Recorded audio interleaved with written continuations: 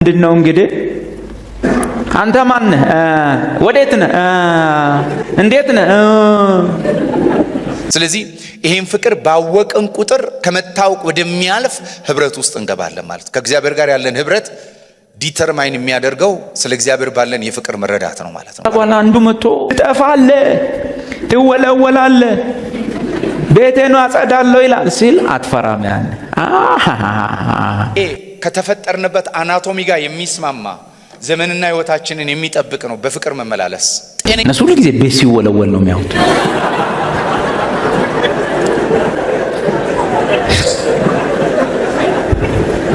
አንደኛው መጽሐፍ ቅዱሳችንን ስናነብ ፍቅር የሚለው ቃል ስቶርጅ የሚል ግሪክ ቃል የሚወስድ ፍቅርን ገላጭ የሆነ ቃል አለ። ይሄ ፍጥረታዊና በፍጥረት ሁሉ ላይ በጌታም ሆነን አልሆነን በሁሉ ሰው የተሰጠ ፍቅርን አመልካች ቃል ነው መጽሐፍ ቅዱስ።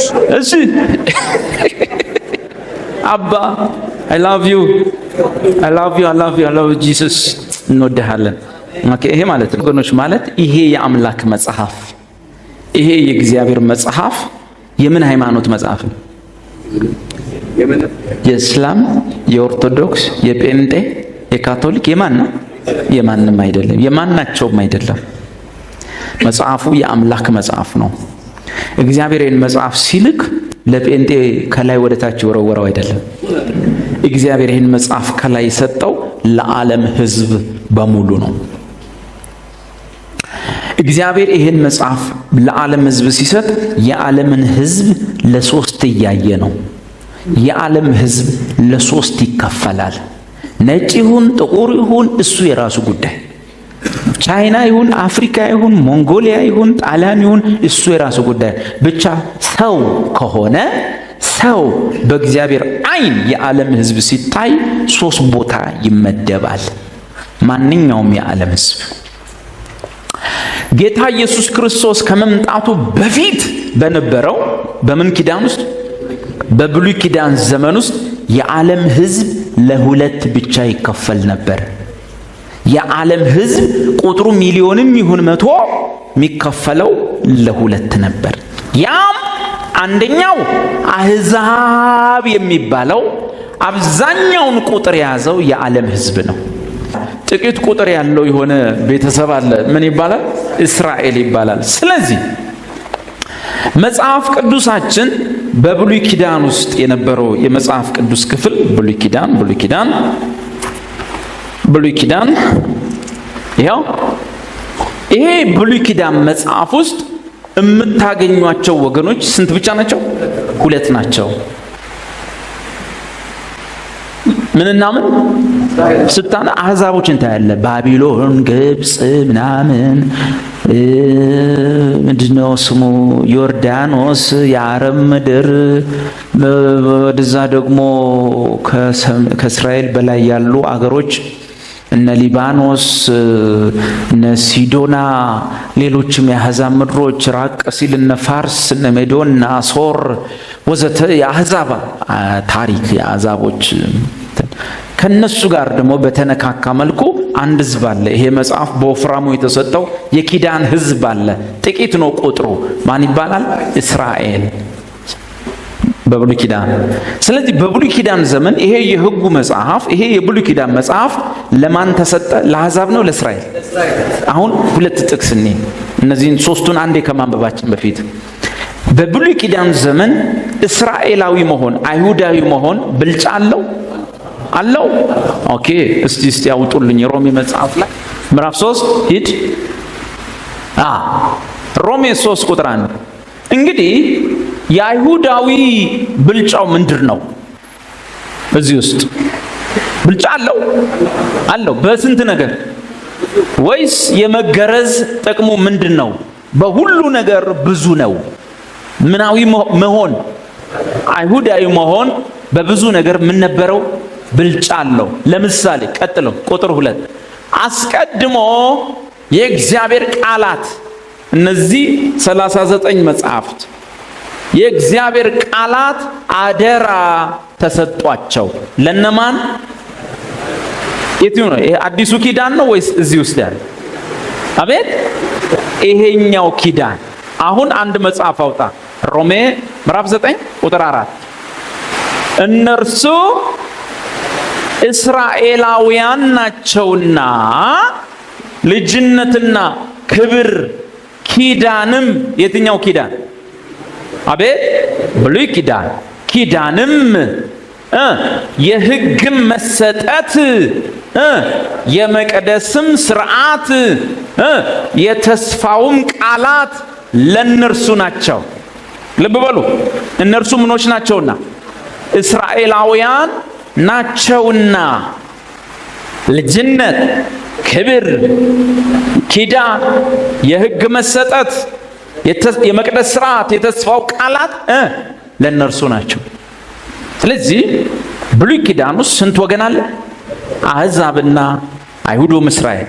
እስራኤላዊውም አይሁዳዊ መሆን ከኪዳን አንጻር፣ ከመቅደስ ሥርዓት አንጻር፣ ከሕግ አንጻር ብልጫ ነበረው። አሁን አሕዛብ አሉ፣ እስራኤል የሚባል ሕዝብ አለ። ወንጌል አስቀድሞ ለአይሁዳዊው ቀጥሎ ለግሪክ ሰው ይሰበካል። ሲያምን አይሁዳዊም አይሆንም፣ ግሪካዊም አይሆንም። ማንም በክርስቶስ ቢሆን ምን ይሆናል? አዲስ ፍጥረት ይሆናል። ይሄ አዲሱ ፍጥረት የእግዚአብሔር ምን ትባላለች? ቤተ ክርስቲያን ይባላል። ማህበሩ፣ ጉባኤው፣ ስብስቡ። ይሄ ማህበር፣ ይሄ ሶስተኛው ወገን የእግዚአብሔር ቤተ ክርስቲያን የክርስቶስ አካል የበጉ ሚስት የምትባለው ነች። አሁን መጽሐፍ ቅዱስ ውስጥ ያሉ ጥቅሶችን እያወጣን ስናነብ አንድ ንባብ ስታነቡ ያ ንባብ የሚያወራው ወይም ስለ አሕዛብ ነው፣ ወይም ስለ አይሁድ ነው፣ ወይ ደግሞ ስለ እግዚአብሔር ቤተ ክርስቲያን ነው። በልቶ ማየት ጥቅሱን ያስፈልጋል። ከፍለህ በደማይ ይሄ ነገር የሚያወራው ቸርችን ነው፣ አሕዛብን ነው፣ አይሁድን ነው ወዘተ ብሎ ማጥናት እንዴት እንደሆነ አሁን ይህቺ ዝም ብዬ መንደርደሪያ ነች። ወደ ዋናው ነገር ስንመጣ ብርት ይልልናል። ብዙ ጊዜ አሕዛቦችና ለአሕዛብ የተጻፈውና ነገርና የቤተ ክርስቲያን ነገር ለመለየት ይቀላል። ሚምታታብን የቱ ነው? ለአይሁዶች የተጻፈውና ለቤተ ክርስቲያን የተጻፈው ነገር ለመለየት ይከብደናል። ለምን? አብዛኛው የብሉይ ኪዳን መጽሐፍ የተጻፈው ስለ አሕዛብ ነው፣ ስለ አይሁድ ነው። ምንም የአሕዛብ አንድ ወገን አይሁድ አንድ ወገን ቢሆንም ሕጉ፣ መጽሐፉ፣ ኪዳኑ ይሰጠው ለማን ነው? ስለዚህ አብዛኛው ታሪክ የማን ታሪክ ነው? የአይሁዶች ታሪክ፣ የሕግ ታሪክ ነው፣ የእነሱ ነቢያቶች ታሪክ ነው ወዘተ ወዘተ። ቀጥሎ ያለው ለየትኛው ወገን የተነገረ? ለሶስተኛው ወገን። ማነች? አዲስ ኪዳን የተገባላት የክርስቶስ ቤተ ክርስቲያን።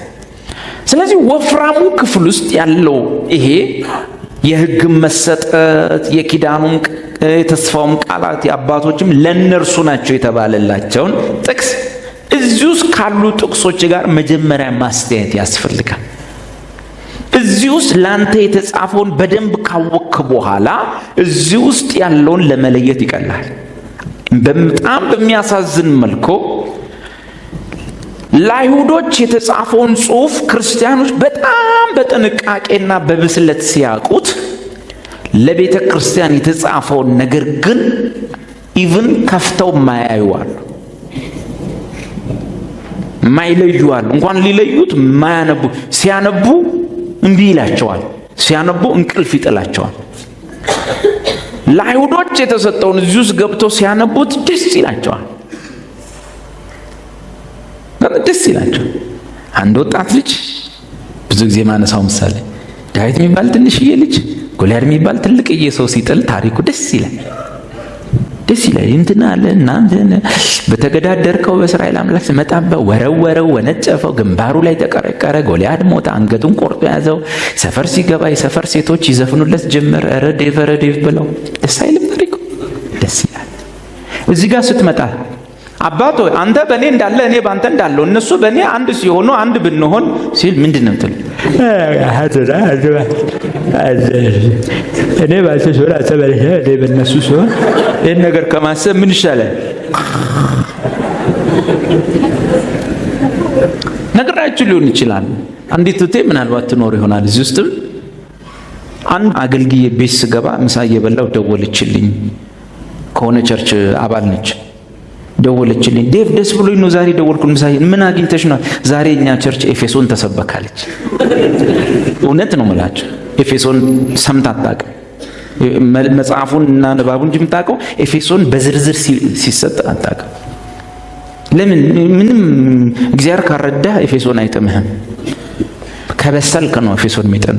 አጥንት መቆርጠም ከጀመረ በተረፈ ነው ይላል። በእርሱ ስራ እንደዚህ እንድትሆን አድርጋችሁ፣ በእርሱ ስራ እንደዚህ ሆነ፣ በእርሱ ስራ አስቀድመን የተወሰነ ሚድናንተ በእርሱ አስቀድመን የተወሰነ የነገ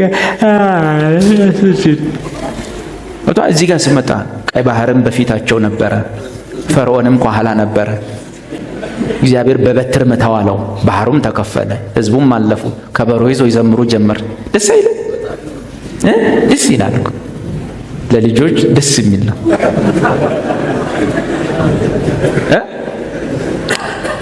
አሁን እንዴት እንደምናጠና ላሳያቸው። ለአሕዛቦች የተጻፈው ጽሑፍና እሱን ቤተክርስቲያን ውስጥ አምጥቶ ለማስተማር ብዙ ጊዜ አብሮ ማሄድ ስለሆነ ለአሕዛቦች የተጻፈውና ለቤተክርስቲያን የተጻፈውን ለመለየት ቀላል ነው። ለምሳሌ በኢየሱስ ክርስቶስ በማያመን ይፈረድበታል የሚል ጥቅስ ስታነብ ይሄንን ቸርች ላይ ተሰብካለህ? ላመኑ ሰዎች ሰብካለህ? በጣም ግልጽ ነው ለነማን እንደሚያወራ። አሁን ተነስቼ ቄስ ካሳሁን ወንድሜ ሀብቴ በኢየሱስ እኮ ያላመነ ይፈረድበታል ብል ይጠቅማቸዋል? ኦሬዲ ምን ብለዋል? ለዚህ ጥቅሱ ስለነሱ ሳይሆን ስለሌላ እንደሚያወራ ይገባናል።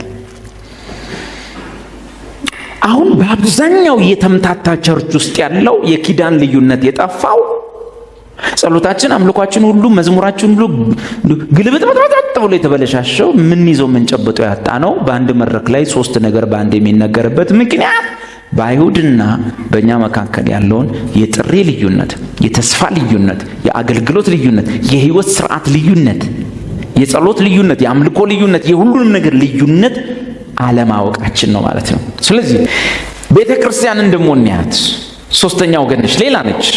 ኤፌሶን 1 ቁጥር 22 ማን ነች እሷ? ሶስተኛ ወገን ማን ነች? ቤተክርስቲያን ውስጥ ስትዘምሩ እንደ ቤተክርስቲያን ነው ያላችሁት? እንደ አሕዛብ ናቸው ወይስ እንደ አይሁድ ናቸው? ሁሉን ከእግሩ በታች አስገዛለት፣ ከሁሉም በላይ ራስ እንዲሆን ለቤተ ክርስቲያን ሰጠው። አሕዛብ አሉ፣ አይሁድ አሉ። ክርስቶስን የማን ራስ እንዲሆን ሰጠው? ለቤተ ክርስቲያን ራስ እንዲሆን ሰጠው። እርሷ ማን ነች? እርሷም አካሉና ሁሉን በሁሉ የሚሞላ የእርሱ ሙላቱ ናት። ቸርች ማን ናት? ይህንን ፍቅር የቤተሰብ ፍቅር ይሏል። ስቶርጅ ላቭ የምንለው የቤተሰብ ፍቅር፣ እናት ከልጅ ጋር፣ ልጅ ከእናቱ ጋር፣ ከአባት ጋር ያለ ግንኙነት ኢኔት የሆነ እግዚአብሔር በፍጥረት የሰጠው እግዚአብሔር ራሱን የሚገልጥበትና ራሱን ከሚያሳይባቸው አንደኛው ፍቅር ስቶርጅ ላቭ ነው። የፋሚሊ ላቭ ወይም የቤተሰብ ፍቅር ነው። በቤተሰብ መካከል ያለ ፍቅር ነው። መጽሐፍ ቅዱሳችን በሁለተኛ ጢሞቴዎስ ምዕራፍ 3 ቁጥር 3 ላይ ቅድስና የሌላቸው ፍቅር የሌላቸው፣ ይሄ እዚህ ጋር የተጠቀሰው ፍቅር የሌላቸው የሚለው የቤተሰብ ፍቅር የሌላቸው፣ እናት ወይ አባት ወይ ልጅ ወይ እህት የማይወዱ ሰዎችን ገላጭ የሆነ ቃል ነው። ስለዚህ የቤተሰብ ፍቅር እንኳን የሌላቸው ይላቸዋል። ስለዚህ የቤተሰብ ፍቅርን አመልካች ነው። ስቶርጅ ላቭ የቤተሰብ ፍቅር ነው። ሁለተኛ ኤሮስ ላቭ የምንለው ነው። ኤሮስ ላቭ የምንለው በተቃራኒዎች መካከል በአንድ ወንድና በአንድ ሴት መካከል ያለው መሳሳብ የሆነውን ፍቅር ገላጭ ነው። አንድ ወንድ ከአንድ ሴት ጋር የሚኖረውን ፍቅር ገላጭ ኤሮስ ነው። መጽሐፍ ቅዱሳችን ላይ ይሄን አናገኘውም። ኤሮስ ላቭ ሁለተኛው ነው።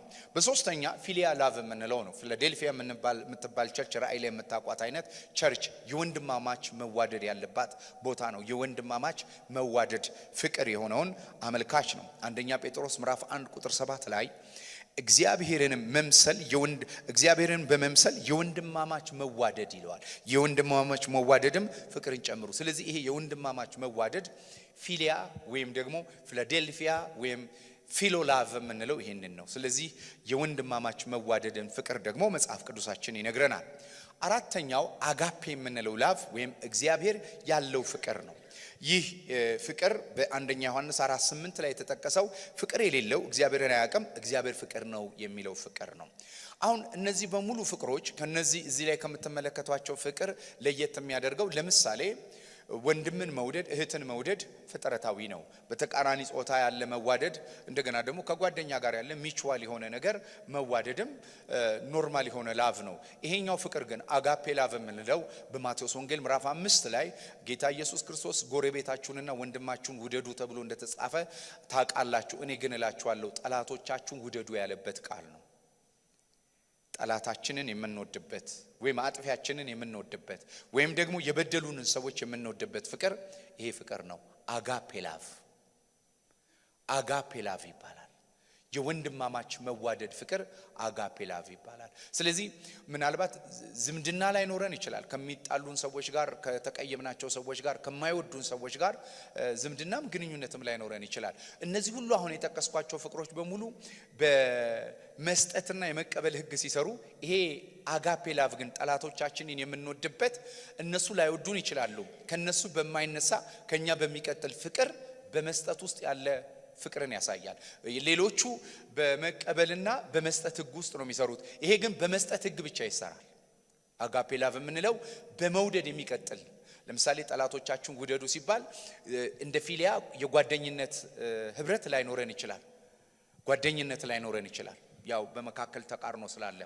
ነገር ግን አጋፔ የሆነው ላቭ፣ ሰልፍለስ የሆነው ላቭ ጥሩ መመኘትንና ክፉ እንዳያገኛቸው በልባችን የሚሰማን የምህረትና የይቅርታ እንደገና የመውደድ ልብን አመልካች ነው። ስለዚህ አጋፔ ላቭ ሰልፍለስ ላቭ ነው። አጋፔ ላቭ ሲቀበል የሚጀምር አይደለም፣ ኔቸር ነው፣ ማንነት ነው።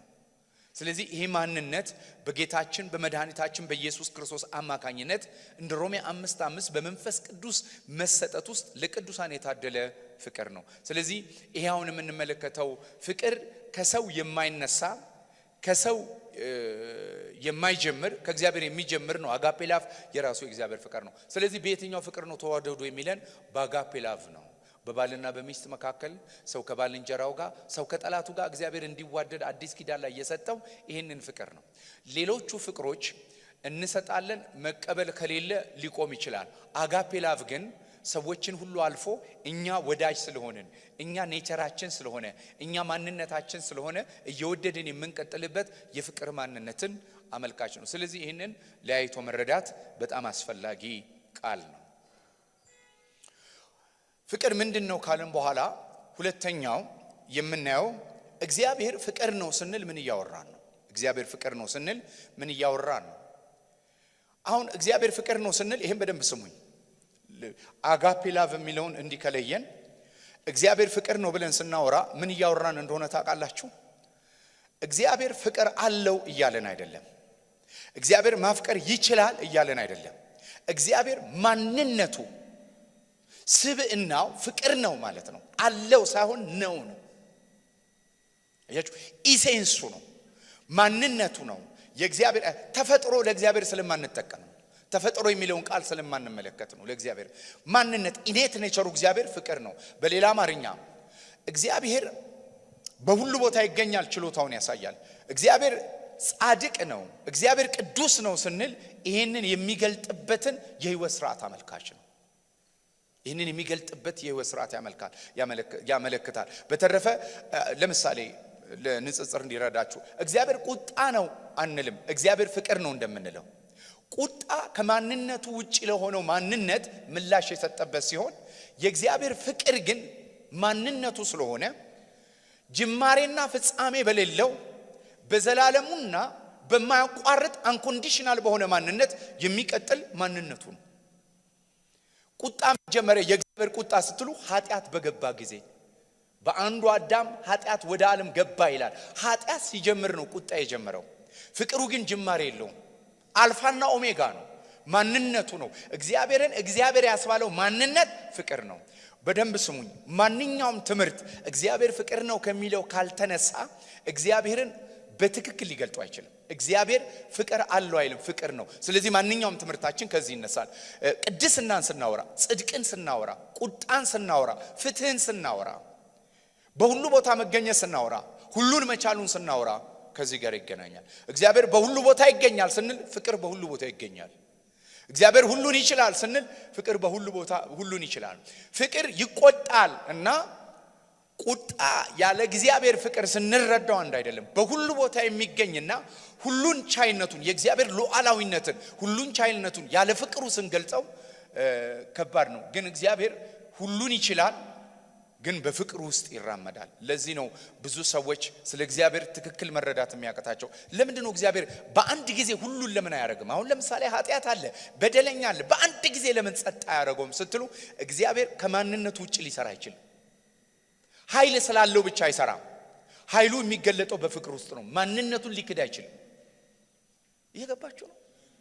ከማንነቱ ውጪ ሊሰራ ስለማይችል እግዚአብሔር በማንነቱ ውስጥ ራሱን ስለሚገልጥ ይሄ በጣም ወሳኝ ነው። ለዚህ ነው አንዳንድ ትምህርቶች አሁን የማንግባባው ሉዓላዊ ነው ስንል፣ ሁሉን ይችላል ስንል፣ ይቆጣል ስንል ያለ ፍቅር ስለምንረዳው ብዙ ጊዜ የእግዚአብሔር ምስል ይጠፋናል። እግዚአብሔር ፍቅር ነው። በደንብ ስሙኝ። እግዚአብሔር ፍቅር መሆኑን ሁል ጊዜ ማወቅ ያለብን ለምን እንደሆነ ታውቃላችሁ? ይሄንን እንድናውቅ ስለተፈጠረን።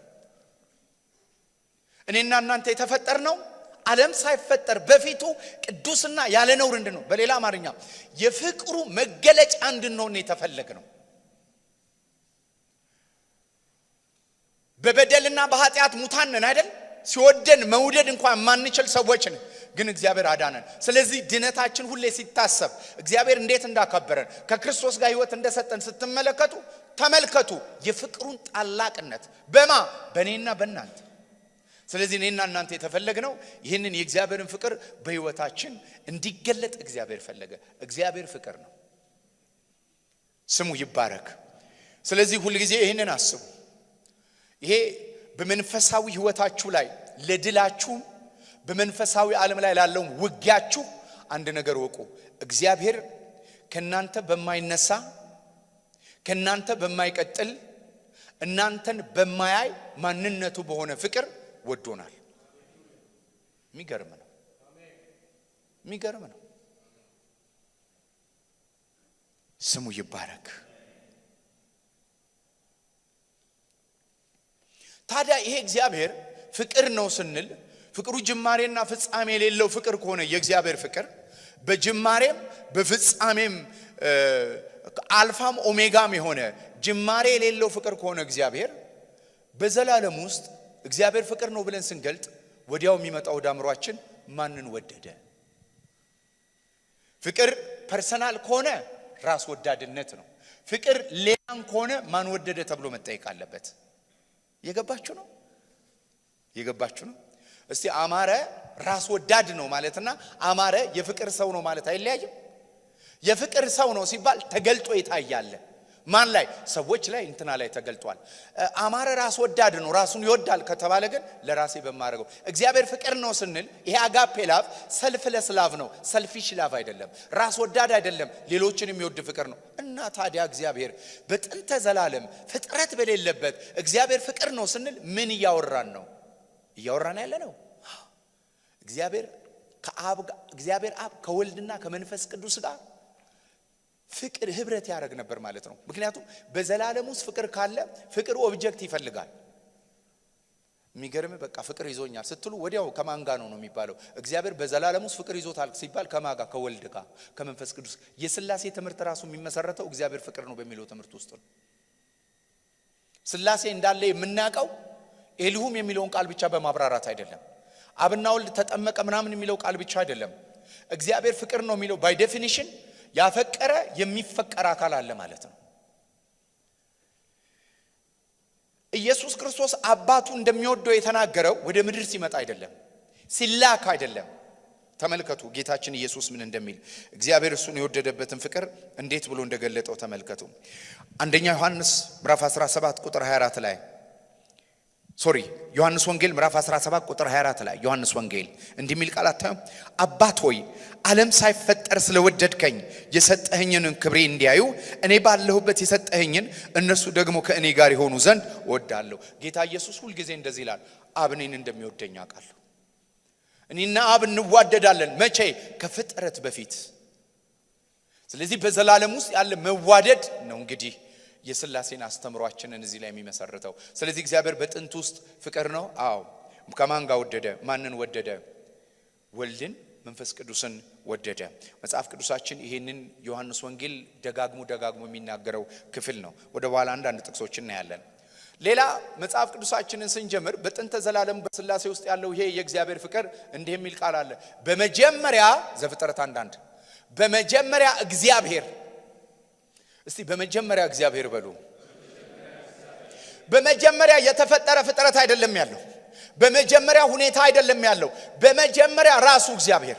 በሌላ አማርኛ አሁን በመጀመሪያ አለ ብሎ የሚነግረን ፍጥረትንም ስርዓትንም ሁሉን የምንመለከተው ነገር በመጀመሪያ እግዚአብሔር ሲል በመጀመሪያ ፍቅር እንደማለት ነው።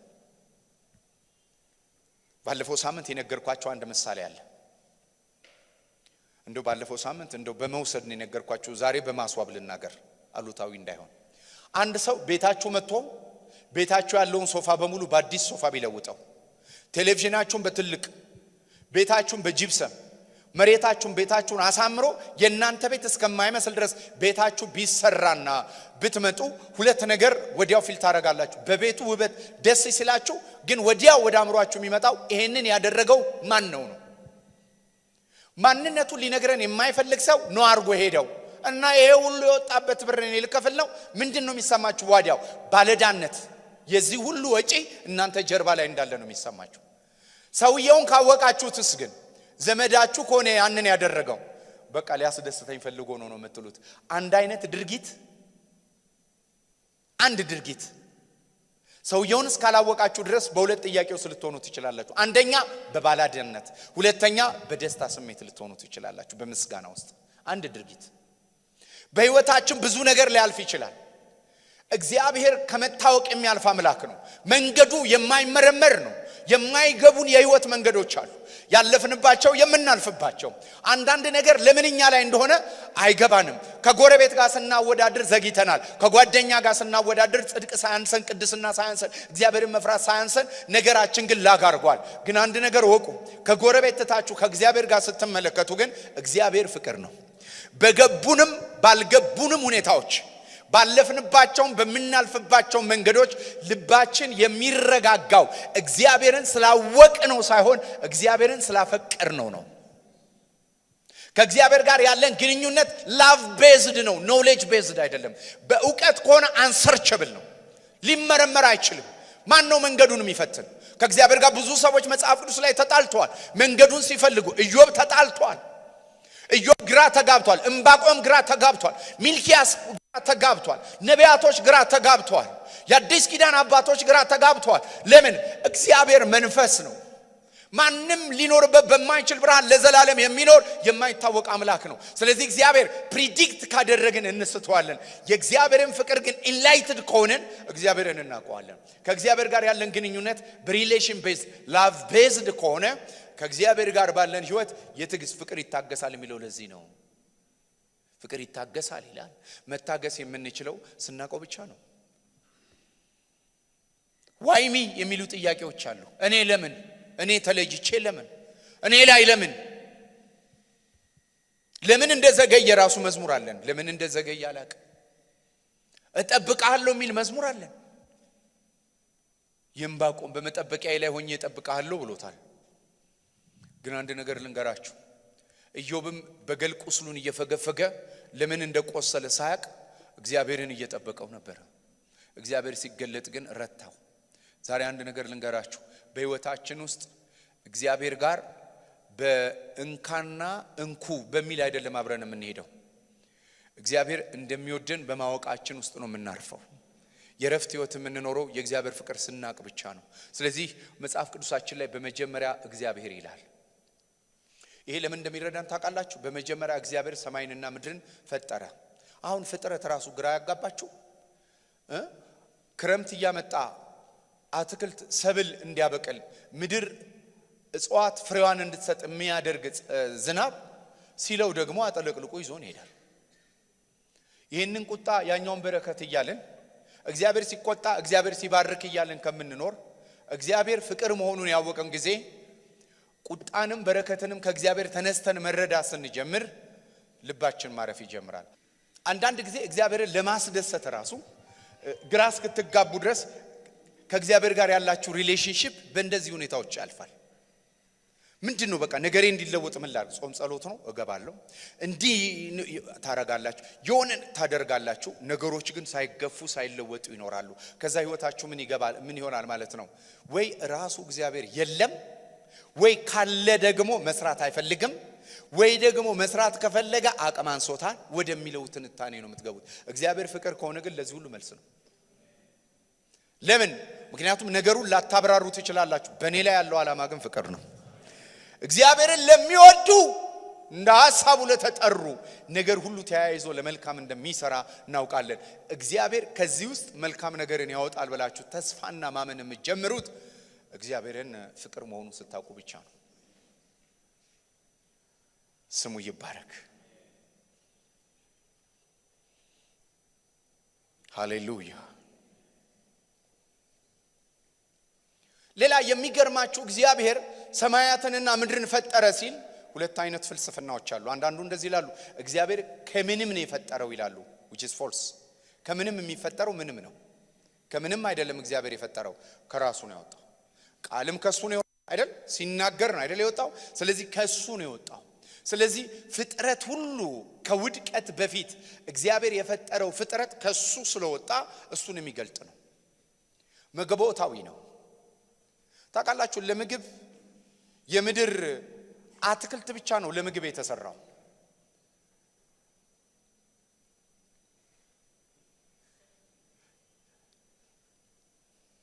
ቀበሮ ጠቦት እንዲበላ አልተፈቀደለትም። ከውድቀት በኋላ የመጣ ነው። ኢሳይያስ ላይ ሲናገር እንደዚህ ይላል፣ ጠቦትና ቀበሮ አብረው ይሆናሉ ይላል።